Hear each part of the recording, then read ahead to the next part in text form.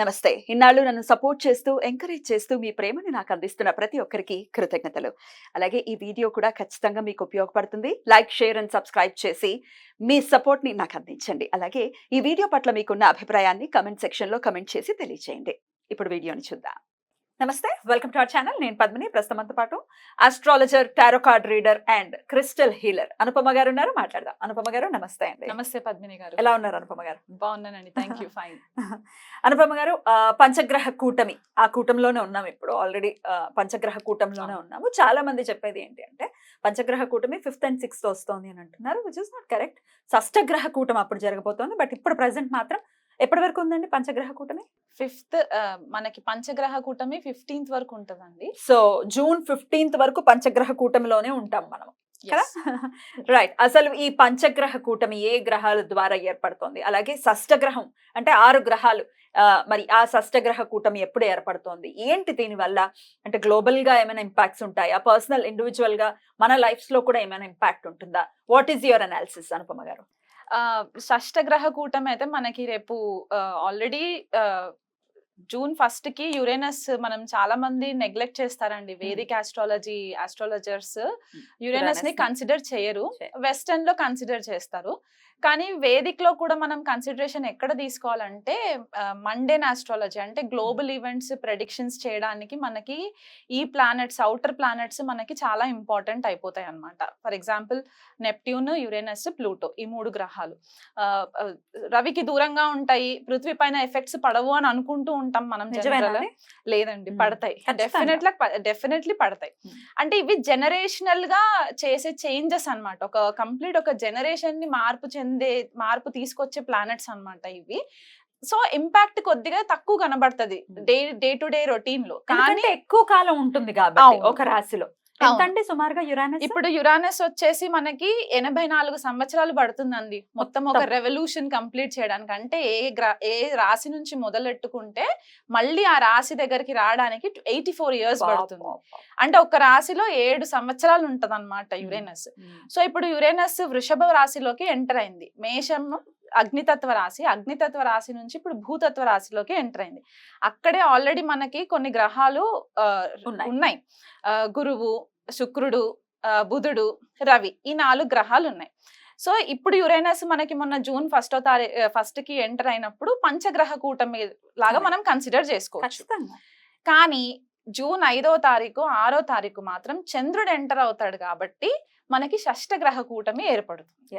So generally already మనకు ఒకసారి Covid incident జరిగింది కాబట్టి షష్టగ్రహ కూటమి అంటే రకరకాలుగా భయాలు ఉన్నాయి జనాలలో. అదే కోవిడ్ రావడం, లాక్డౌన్ రావడం, అట్లాంటి సిచ్యువేషన్స్ ఉండవు. ఎందుకంటే ఇక్కడ మనకి ఆ వాయుతత్వం ఎక్కడ కనిపించట్లేదు. అంటే బ్రీదింగ్ ఇష్యూస్ కి, వైరస్ స్ప్రెడ్ అవ్వడానికి అట్లాంటి ఇష్యూస్ కనబడట్లేదు. కానీ యురేనస్ అనే ఈ గ్రహం ఏంటి అంటే బేసికలీ మనకి కొద్దిపాటిగా హయ్యర్ వర్షన్ ఆఫ్ బుధుడు అని చెప్పుకోవచ్చు అనమాట. ఓకే, మనకి ఏరోస్పేస్ ఇండస్ట్రీస్ అవ్వచ్చు, sudden shocks, sudden earthquakes రావడానికి, భూకంపాలు రావడానికి, ఏదైనా సడన్ గా జరిగిపోవడానికి అన్నమాట. ఎందుకంటే రూలింగ్ వచ్చేసి కుంభరాశిని రూల్ చేస్తారు యురేనస్. మనకి తెలుగులో ఏమంటారంటే అరుణుడు అని కొంతమంది అంటారు, ప్రజాపతి అని కొంతమంది అంటారు, ఇంద్రుడు అని కొంతమంది అంటారు. సో ఇప్పుడు ఇంద్రుడి నేచర్ మనకి స్వతహాగా మైథలాజికల్ స్టోరీస్ తెలిసిన ప్రకారం అయితే కొద్దిగా అగ్రెసివ్ గానే ఉంటూ ఉంటారు. కాబట్టి ఈ ప్లానెట్ కొద్దిగా ఇరెటిక్ బిహేవియర్ ఉంటుంది అనమాట. అంటే రెబెల్ గా ఉండే ఛాన్సెస్ ఎక్కువ ఉంటాయి. ఆ డామినెన్స్ అంతా కూడా కొద్దిగా రెబెలియన్ గా ఉంటుంది అనమాట. సో ఎప్పుడైతే ఇలాంటి గ్రహము మనకి భూతత్వ రాశిలోకి ఎంటర్ అయ్యి 0 degrees లో ఉంటుంది ఇప్పుడు ప్రెసెంట్ గా. ఎందుకంటే స్లో మూవింగ్ ప్లానెట్, మనం శనినే అనుకుంటాము, శని కంటే ఇంకా స్లో మూవింగ్ ప్లానెట్ కాబట్టి 0 degrees టారస్ లో ఉంది ఇప్పుడు ప్రెసెంట్. అంటే కృతికా నక్షత్రంలో ఉంటుంది. అక్కడే మనకి గురుడు 8 degrees లో కృతికాలోనే ఉంటారు. బుధుడు కూడా మనకి ఇంచుమించు 3 degrees 4 degrees 7 degrees ఉంది. 7 degrees బుధుడు మనకి కృతికాలో ఉంటారు. రోహిణిలో రవి అండ్ శుక్రుడు 20-21 degrees క్లోజ్ కంజంక్షన్స్ లో ఉంటాయి. అండ్ తర్వాత మళ్ళీ చంద్రుడు ఎంటర్ అవుతాడు. సో చంద్రుడు కూడా కృతికాలోనే, అంటే ఒక 4 గ్రహాలు కృతికా నక్షత్రంలోనే ఉంటాయి అన్నమాట. ఆల్రెడీ మనకు తెలిసింది ఏంటంటే కృతికా నక్షత్రం అగ్నితత్వ నక్షత్రం. అండ్ సింబల్ కూడా మనకి రేజర్, ఫైర్, కత్తి, ఇవన్నీ తోటి మనం కన్సిడర్ చేసుకుంటాం. సో ఒక ఎరేటిక్ బిహేవియర్ ఉన్న గ్రహము కృత్తికాలోకి ఎంటర్ అయినప్పుడు గురుడు ఆల్రెడీ మనకి వాయుతత్వ గ్రహంగా మనం చెప్పుకుంటాం, ఆకాశ తత్వంగా చెప్పుకుంటాం కాబట్టి ఈ ప్లానెట్స్ అన్ని కూడా ఒక క్లస్టర్ ఆఫ్ ఎనర్జీస్ వచ్చేసరికి ఎక్స్ప్లోజన్స్ అయ్యే ఛాన్సెస్ ఎక్కువ ఉంటాయండి మనకి. అందులో యురేనస్ ఏంటంటే 84 years అని చెప్పాను కదా, క్రితం జరిగిన ట్రాన్సిట్ ఎప్పుడు అని అంటే 1940వ సంవత్సరంలో జరిగింది ట్రాన్సిట్. అప్పుడు టారస్ లో ఉన్నారు, అప్పుడు వృషభంలో ఉన్నారనమాట యురేనస్. అప్పుడు ఏం జరిగింది? 1940లో మనకి యాక్చువల్ గా సెకండ్ వరల్డ్ వార్ స్టార్ట్ అయిందండి. సెకండ్ వరల్డ్ వార్ స్టార్ట్ అయింది. ప్రేక్షకులు కావాలంటే వెరిఫై చేసుకోవచ్చు మన టైమ్ లైన్స్. సో 1939 అంటే ఆల్మోస్ట్ మేషరాశిలో నుంచి లీవ్ అయ్యి టారస్ లోకి ఎంటర్ అయ్యే టైం కంటే సెప్టెంబర్ 1939లో 1939వ సంవత్సరంలో మనకి సెకండ్ వరల్డ్ వార్ స్టార్ట్ అయ్యి అదొక 7 సంవత్సరాలు కంటిన్యూ అయ్యింది అనమాట. సో 46 వరకు మనకి అది కంటిన్యూయేషన్ లోకి వచ్చి అప్పుడు మనకి సెకండ్ వరల్డ్ వార్ మొత్తము ఒక పీస్ లెవెల్లోకి వచ్చింది. సో ఆ దేశాల పైన యుద్ధాలు జరగడం, రకరకాల ఇష్యూస్ మనం ఫేస్ చేసాము, ఫైర్ ఎక్స్ప్లోషన్స్ ఇట్లాంటివన్నీ చూసాం. సో ఇప్పుడు కూడా ఇంచుమించు వార్ వస్తుందా అంటే నేను 100% వార్ వస్తుంది రావాలని ఏం లేదు, వరల్డ్ వైడ్ గా ఎక్కడైనా వరల్డ్ వైడ్ గా ఎక్కడ. ఇప్పుడు ఓన్లీ మన ఇండియాకే జరగాలని లేదు కదా, గ్లోబల్ గా ఎక్కడైనా జరగచ్చు. ఇప్పుడు యుక్రెయిన్ లో ఆల్రెడీ ఎట్లాంటి వాతావరణం ఉందో మనకు తెలుసు. సో ఇది ఇంకొంచెం ఎన్హాన్స్ చేస్తుందని అనుకోవచ్చా ఈ గ్రహ కూటమి? అవునండి, అవుతుంది. యుఎస్ తోటి కూడా కొద్దిగా ఇష్యూస్ రావడము, యుఎస్ రష్యా యుక్రెయిన్ కి ఇష్యూస్ రావడము, మళ్ళీ ఇప్పుడు మనకి ఇక్కడ అరబ్ కంట్రీస్ లో కూడా మనకి కొద్దిపాటిగా ఇష్యూస్ రావడము, ఇండియా వైపు కూడా మనకి ఇప్పుడు ఇండియా ప్రకారం తీసుకుంటే మన భారతదేశ ఇండిపెండెన్స్ వచ్చిన చార్ట్ ప్రకారం చూసుకుంటే గనక మనది వృషభ లగ్నం అవుతుంది. సో లగ్నంలోనే మనకి షష్టగ్రహ కూటమి అనేది ఏర్పడుతుంది. ఈ రిజల్ట్ మనకి ఆ రోజే కనిపిస్తుందా అంటే ఆ రోజు కనిపించక్కర్లేదు. ఇది ఒక ప్రాసెస్, స్లో మూవింగ్ ప్రాసెస్ కాబట్టి it will take some time అన్నమాట. ఆ మొత్తం ఎనర్జీస్ అంతా కల్మినేట్ అయ్యి మనకు ఒక ఎండ్ రిజల్ట్ రావడానికి. కాకపోతే ఇక్కడ మనకి ఇంటర్నేషనల్ లెవెల్లో కూడా మనకి కొద్దిపాటిగా ఇప్పటి వరకు ఏదైతే మనకి ఆ ఫ్రీనెస్ ఉండిందో in terms of international leaders తోటి మనకి కమ్యూనికేషన్స్ అవ్వచ్చు, లేకపోతే మనకి వాళ్ళతో ఉన్న ఫ్రెండ్షిప్స్ అవ్వచ్చు, కొద్దిపాటిగా డిస్టర్బ్ అయ్యే ఛాన్సెస్ ఉంటాయండి. మన నేషనల్ లీడర్స్ కి కూడా కొద్దిపాటిగా థ్రెట్ ఉండే ఛాన్సెస్ కూడా ఉన్నాయి రాజకీయ నాయకులకి. అండ్ మనకి ఇంకొకటి ఏంటి అంటే ఇప్పుడు ఇండియా చార్ట్ అని చెప్పేసి అనుకున్నాం కాబట్టి మనకి నార్త్ లో ఎక్కువ ఇది చూసుకుంటే భూకంపాలు వచ్చే ఛాన్సెస్ మనకి నార్త్ లో ఎక్కువ కనబడుతూ ఉంటాయి. సో ఈ గ్రహాలన్నీ వీక్షణ మనకి వృశ్చిక రాశి పైన పడుతుంది. ఇప్పుడు అందరి కళ్ళంతా వృశ్చిక రాశి పైన ఉంటుంది అనమాట. ఎందుకు అంటే ఈ షష్టగ్రహాలన్నీ కూడా 7th ఆస్పెక్ట్ వృశ్చిక రాశి పైన పడుతుంది. కుజుడు ఆల్రెడీ మేషరాశిలోకి ఎంటర్ అయ్యి మేషరాశి నుంచి 8వ ఆస్పెక్ట్ వృశ్చిక రాశి పైన పడుతుంది. రాహు 9వ దృష్టి మనకి వృశ్చిక రాశి పైన పడుతుంది. అండ్ ఇక్కడ కుజుడు ఆల్రెడీ శని వీక్షణలోనే ఉన్నారు. సో మొత్తం 9 గ్రహాలు వృశ్చిక రాశి పైన పడుతుంది చూపు. అండ్ షష్టగ్రహ కూటమి మాత్రం వృషభ రాశిలో జరుగుతుంది. సో మన లైఫ్ లో ఎట్లాంటి ఈవెంట్స్ అంటే మనకి వృషభ రాశికి సంబంధించిన కారకత్వాలు, వృశ్చిక రాశికి సంబంధించిన కారకత్వాలు ఎఫెక్ట్ అయ్యే ఛాన్సెస్ ఉంటాయి. సో మనకి నార్త్ ఇండియాలో భూకంపాలు వచ్చే సంఘటనలు, సౌత్ ఇండియాకి వచ్చేసరికి ఎస్పెషల్లీ తెలుగు రాష్ట్రాలు, తమిళనాడు, కర్ణాటక, కేరళ ఇటువైపు ఫ్లడ్స్ వచ్చే ఛాన్సెస్ ఎక్కువ ఉంటాయి. వర్షాలు, సునామీస్, సైక్లోన్ ఎఫెక్ట్స్, దానివల్ల కొద్దిగా జన నష్టము. అండ్ మనకి ఇంకొకటి ఏంటంటే మనకి టారస్ వృషభ రాశి మనకి అగ్రికల్చర్ కి కూడా సంబంధించింది. అంటే పంటలు, పాడి పంటలు ఇవన్నిటికీ కూడా మనకి ఫుడ్ రిసోర్సెస్ కాబట్టి అక్కడ పంట నష్టం కొద్దిగా జరగడం, వర్షాల వల్ల, బీభత్సమైన వర్షాల వల్ల కొద్దిగా పంట నష్టం జరగడము. అండ్ టారస్ మనకి ఫైనాన్షియల్ రిజర్వ్స్ కూడా కదా. సో ఫైనాన్షియల్ గా కూడా మనకి కొద్దిపాటిగా డిస్టర్బెన్సెస్ రావడము, సడన్ చేంజెస్ రావడము, గ్లోబల్ అంటే మనకి ఇంటర్నేషనల్ లెవెల్ అండ్ మనకి నేషనల్ లెవెల్లో కూడా ఫైనాన్షియల్ రీస్ట్రక్చరింగ్ జరిగే ఛాన్సెస్ ఈ షష్టగ్రహ కూటమి ఎఫెక్ట్స్ వల్ల జరిగే ఛాన్సెస్ ఉన్నాయి.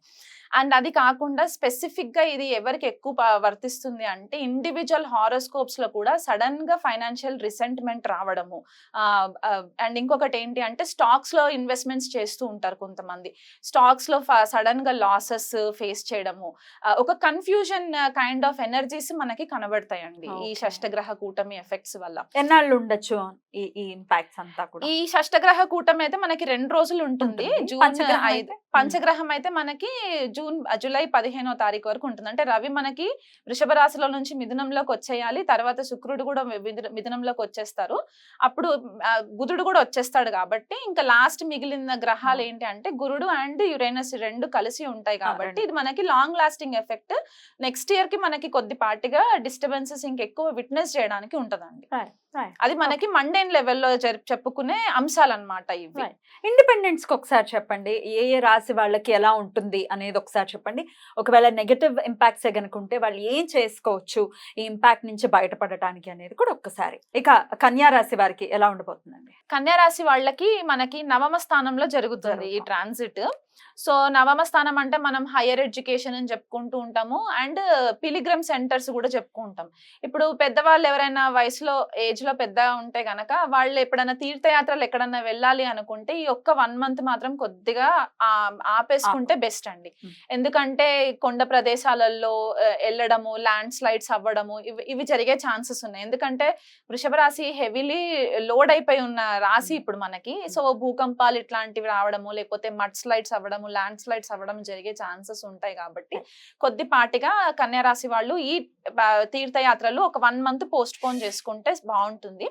అది కాకుండా హైయర్ ఎడ్యుకేషన్ కోసం ఎవరైతే ప్లానింగ్ చేస్తూ ఉంటారో, డబ్బు ఖర్చు పెట్టి ఏదైనా వేరే కంట్రీస్కి వెళ్ళి ఫారెన్ స్టడీస్ చేయాలి అనుకునే వాళ్ళు ఒక్క 1 month మళ్ళీ కొద్దిగా బ్రేక్ ఇచ్చి మళ్ళీ కంటిన్యూ చేస్తే వీళ్ళకి బాగుంటుంది.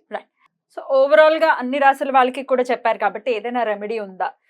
మీరు ఆల్రెడీ చెప్పారు ఏ పనులు చేయకుండా జాగ్రత్తగా ఉండండి అనేది కూడా వన్ ఆఫ్ ద రెమెడీస్ అని చెప్పుకోవచ్చు. అయినప్పటికీ ఇంకా ఆరాధన విషయంలో ఏదైనా చెప్తారా?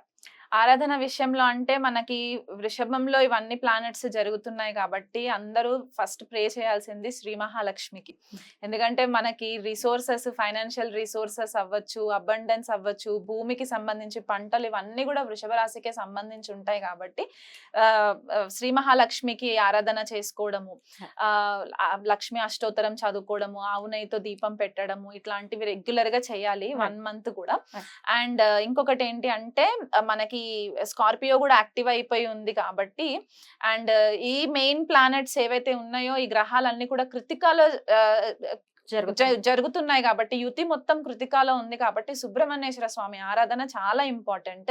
స్కంద కవచము డైలీ ఒక్కసారైనా సరే ఉదయం లేవగానే స్నానం అవన్నీ చేసేసుకున్న తర్వాత స్కంద కవచము చదవడానికి రాకపోయినా కనీసం ఇంట్లో ప్లే చేయండి. ఎందుకంటే మనం ఈ ఎనర్జీస్ అన్ని కూడా మనల్ని కొద్దిపాటిగా ర్యాష్ డెసిషన్స్ తీసుకునే ఛాన్సెస్, ర్యాష్ డ్రైవింగ్స్ ఇవి జరిగే ఛాన్సెస్ ఉంటాయి కాబట్టి మనల్ని మనం ప్రొటెక్ట్ చేసుకోవడానికి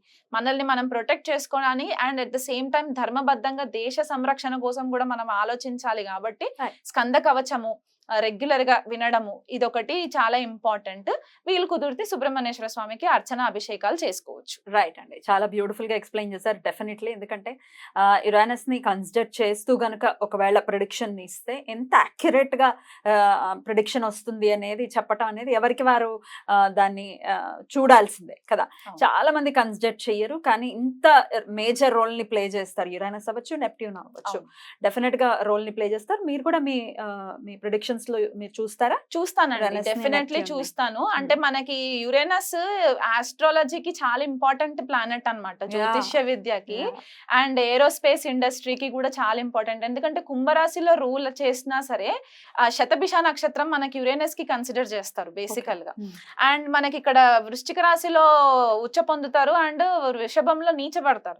సో ఈ 2 మెయిన్ అకల్ట్ కి సంబంధించి అంటే గుప్త విద్యలకి సంబంధించి చాలా అద్భుతంగా వివరించారు. ఈ నెలల్లో కూడా వీలైతే కూడా అందరూ చాలా జాగ్రత్తగా ఉంటూ అటు సుబ్రహ్మణ్యేశ్వర స్వామి ఆరాధన అండ్ లక్ష్మీదేవి ఆరాధన చెప్తున్నారు కాబట్టి అవి చేసుకుంటూ అందరికీ ప్రశాంతవంతంగా ఈ సమయం వెళ్ళాలని మనస్ఫూర్తిగా కోరుకుంటూ చక్కగా మాకు తెలియజేశారు. కృతజ్ఞతలండి. నమస్తే. నమస్తే అండి.